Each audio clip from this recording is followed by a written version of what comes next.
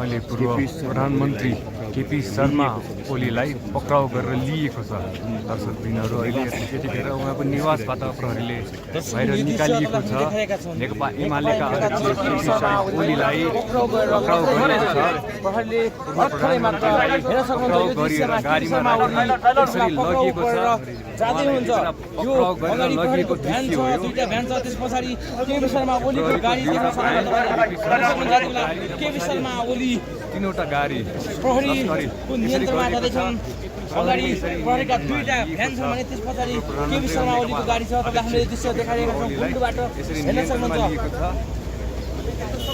केपी शर्मा ओली यो सम्भवतः यो गाडीमा हुन सक्छ। दर्शकबिन हामीले देखाएका छौँ प्रहरीले छानबिन गरेको शर्मा ओलीलाई यसरी नियन्त्रणमा लिएको छ।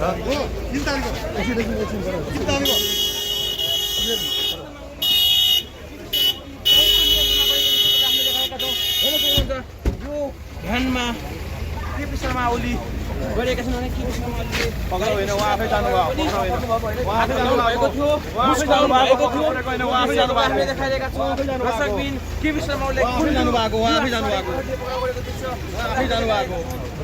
मात्रै नेकपाले विज्ञप्ति जारी गर्दै पत्रिका मन्त्रीले देखाएको भन्ने प्रहरीले गरेको थियो भने यद्यपि त्यस्तो देखिएन। केपी शर्मा ओलीलाई अहिले प्रहरीले नियन्त्रणमा लगेर लिइसकेको छ। रमेश नेकपालाई पनि नियन्त्रणमा लिएको भने हामीले जानकारी पाएका थियौँ भने त्यसमा केपी शर्मा ओलीलाई पनि लगिसकेको छ। यो दृश्य हामीले देखाइरहेका छौँ। हेर्न सक्नुहुन्छ गुन्डोबाट ताजा दृश्य हो।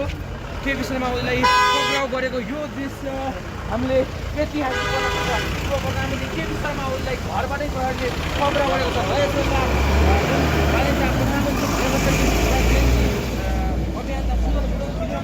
पक्राउ गर्ने भनेर जुन निर्णय गरेको थियो त्यसको लगत्तै आज केपी शर्मा ओलीलाई पक्राउ गरिसकेको छ।